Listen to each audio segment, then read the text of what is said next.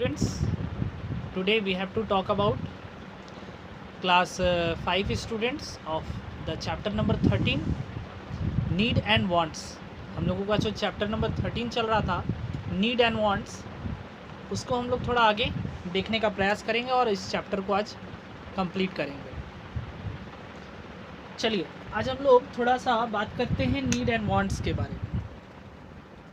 तो need and wants के बारे में तो हम लोगों ने कुछ बातें की थी, जिसमें नील जिस प्रकार अपने फैमिली से, अपने पेरेंट्स से जो है वो ज़िद कर रहा है फुटबॉल बूट्स ख़रीदने की, और उसके मम्मी पहले मना कर देती है, रिफ्यूज़ कर जाती है, उसको ये कह के रिफ्यूज़ करती है, एक्सक्यूज़ करती है कि तुम्हारे पास ऑलरेडी जो है वो ओल्ड फुटबॉल बूट्स है, ऑलरेडी तुम्हारे पास ओल्ड फुटबॉल बूट्स है और वो ख़राब नहीं हुआ है, तो फिर ये तुम नए ख़रीदने की क्यों डिमांड कर रहे हो। क्योंकि तो वो फिर अपने पिताजी से वो रिक्वेस्ट करता है कि प्लीज़ मुझे ये लेटेस्ट मॉडल जो है वो इस फुटबॉल बूट्स का चाहिए। तो उसके पिताजी बोलते हैं कि वो जिस प्रकार उनके पिताजी कहते हैं कि नील बेटा जो है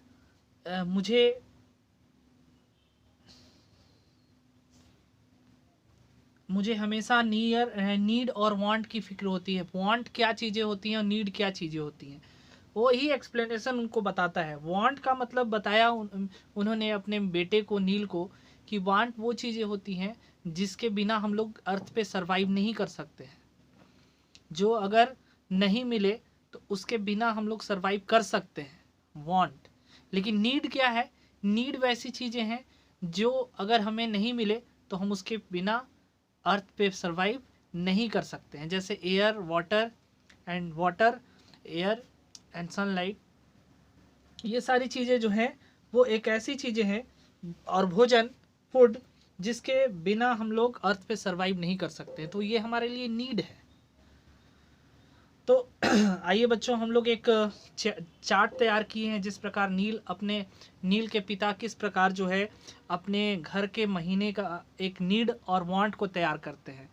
तो एक नील के पिता का उदाहरण के स्वरूप इस किताब में समझाया गया है। तो नीड क्या चीज़ें होती हैं और वांट्स क्या चीज़ें होती हैं। नीड मतलब होता है ज़रूरतें और वांट मतलब होता है चाह, कामना।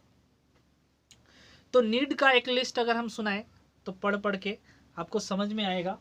तो नीड अगर आया तो नीड में आएगा, नीड यानी कि जो हमारी ज़रूरतें हैं, जो हमारे लिए बहुत ज़्यादा नेसेसरी है। क्लियर? तो अगर हम लोग नील के पिता जिस प्रकार नील को समझाते हैं कि देखो बेटा, क्या क्या चीज़ें नीड होती हैं जिसके बिना हम लोग सरवाइव नहीं कर सकते हैं अर्थ पे, और बहुत ज़्यादा ज़रूरी है ज़िंदा रहने के लिए, और वांट जो है वो हम इसके बिना हम लोग सरवाइव कर सकते हैं। ठीक है, एबल टू सरवाइव, ठीक है, बट इसके बिना हम लोग survive, not able to survive without need, है ना। अगर हम अपने नीड को, ज़रूरतों को पूरा नहीं किए, जैसे अगर हमारा तबीयत ख़राब होता है और हम लोग मेडिसिन खरीदने नहीं जाते हैं, मेडिसिन को प्रॉपरली नहीं लेते हैं, तो ये हमारी ज़रूरतें हैं, मेडिसिन हमारी ज़रूरतें हैं। अगर हम उसको नहीं लेंगे तो हमारी मृत्यु हो जाएगी। क्लियर? एयर एंड वाटर, जिस प्रकार नीड अगर हम लोग देखें तो एयर एंड वाटर, पानी और हवा, ये हमारे लिए सबसे पहले ज़रूरत है, ये हमारी ज़रूरत है। लेकिन अगर वांट्स में जाए, चाह में, तो ईटिंग आउट,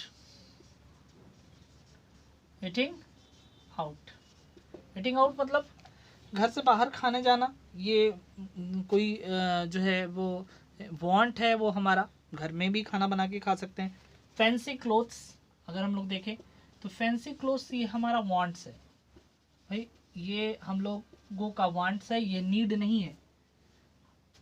दूसरी चीज़ें अगर हम लोग नीड में देखें तो न्यूट्रिशियस फूड, पोषक भोजन, डिसेंट क्लोथ, ज़्यादा अलग क्लोथ्स नहीं, सबके जैसा एक ही सिमिलर क्लोथ्स पहनना, हाउस, घर होना, ये भी नीड है हमारा।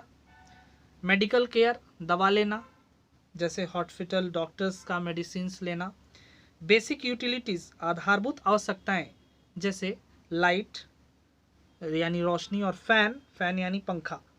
सेविंग्स, कुछ पैसे बचाना भी भविष्य के लिए, जैसे अगर आपको मान लीजिए किसी अच्छे यूनिवर्सिटी में एडमिशन लेना है और आपके पिताजी कुछ पैसे ही सेव नहीं किए आपके लिए, तो आपका फ्यूचर लेस हो जाएगा, फिर आप आगे नहीं पढ़ पाओगे। सम मीन्स ऑफ ट्रांसपोर्ट, कुछ ऐसे मीन्स ऑफ ट्रांसपोर्ट के लिए भी आपको खर्चा करना।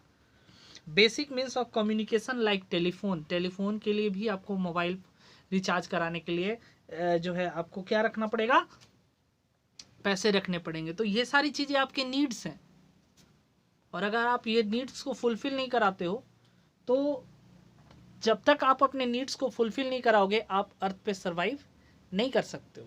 You can't survive on the earth. Clear? ये तो शुरू में लास्ट में भी बताया था। आगे हम लोग चलते हैं। We just have a few limited needs. हम लोग जानते हैं कि हमारी जो ज़रूरतें होती हैं वो लिमिटेड होती हैं। एक लिमिटेशन के बाद हमारी नीड्स खत्म हो जाती है। लेकिन वांट्स जो होता है वो अनलिमिटेड होता है। देखो, नीड्स और वांट्स में क्या डिफरेंस है।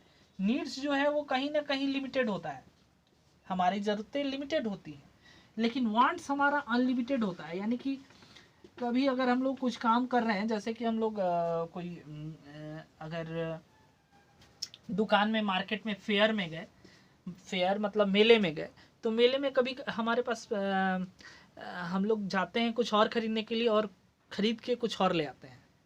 ऐसा होता है, क्योंकि मार्केट में गए तो मार्केट में ख़रीदना था, एक बर्तन ख़रीदना था, कप ख़रीदना था, सेट ख़रीदना था, और हम लोग डिनर सेट ख़रीद के ले आए क्योंकि हमको बहुत अच्छा लगने लगा। तो हमारी वांट्स जग गई वहाँ पे और हम लोग उस चीज़ को छोड़ के वो चीज़ ले लिए। लेकिन नीड्स हमारा क्या था, नीड्स हमारा जो था वो कंटेनर था जिसकी, क्योंकि हम लोग उसका यूज़ हम लोग ज़्यादा करते। लेकिन वांट्स, तो वांट्स हमारा अनलिमिटेड है और नीड्स हमारा लिमिटेड है। क्लियर? आगे आगे कहता है, now what will happen if we start spending lavishly on satisfying our wants. Now क्या होगा जब हम लोग अपने वांट्स को, अपने चाह को संतुष्ट कराएंगे। We will not have any money left to take care of our necessities. ठीक है, we will not have any money, हम लोगों के पास कोई भी पैसा नहीं बचेगा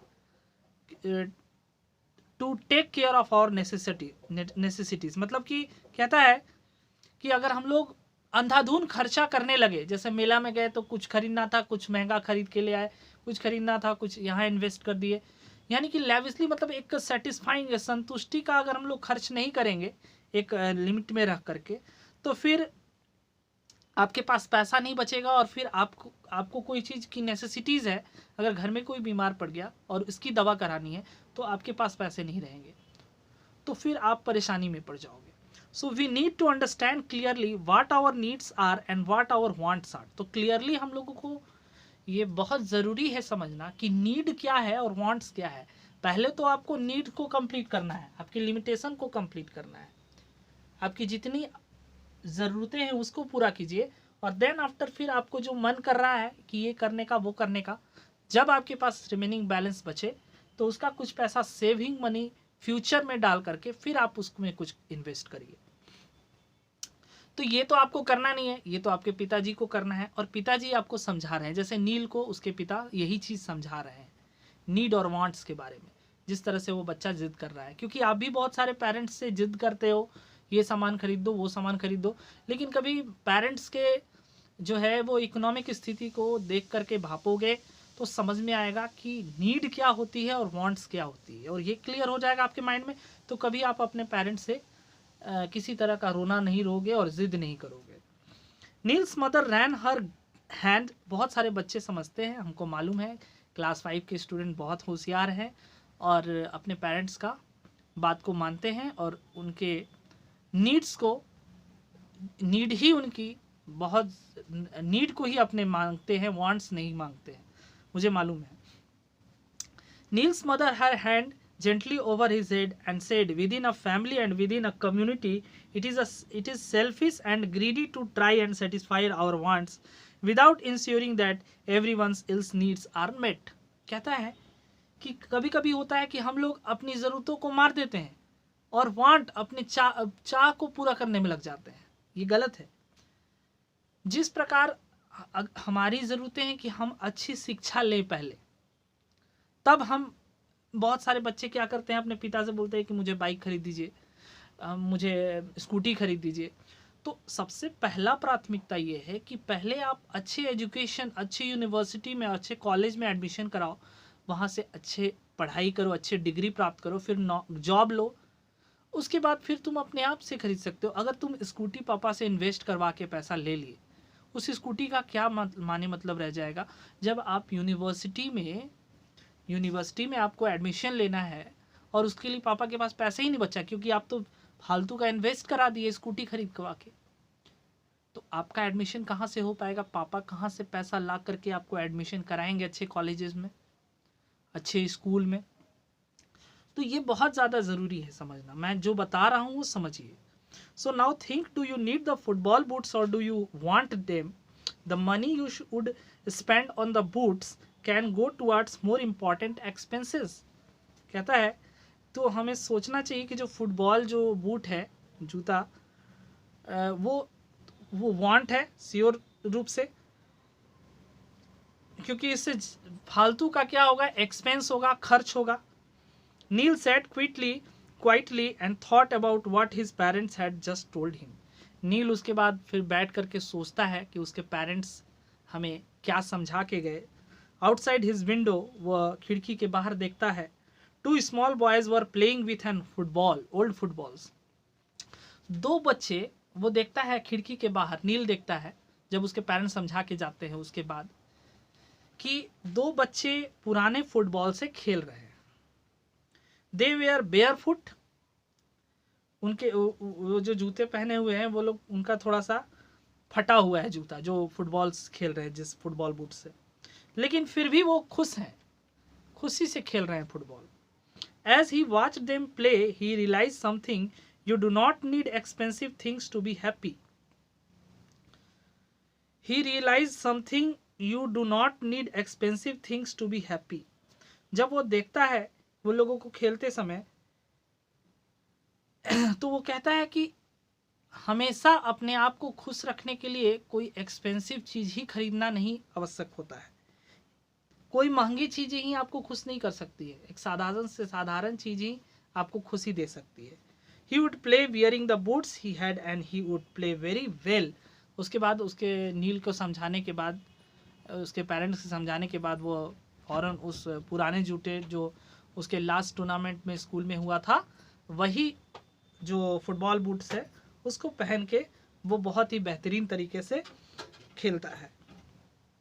तो इस तरह से एक कोट लिखा हुआ है नीड और वांट के बेस पे, कि समझाने की कोशिश की जा रही है कि जो नीड है और जो वांट्स है, वो हमारी कहती है कि to be happy in life. देखिए ध्यान से समझिए, इस चैप्टर में एक कोट लिखा हुआ है, to be happy in life, to be happy in life we must learn the difference, we must learn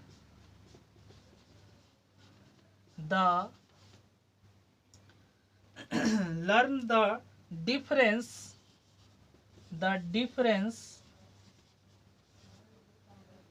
between what we need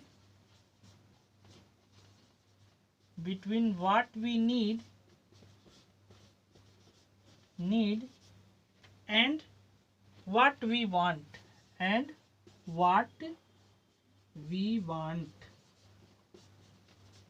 clear? ये हो गया। तो इस तरह से हम लोग देखें, to be happy in life, अगर हम लोगों को जीवन में खुश रहना है, अपने ज़िंदगी में खुश रहना है, we must learn the difference.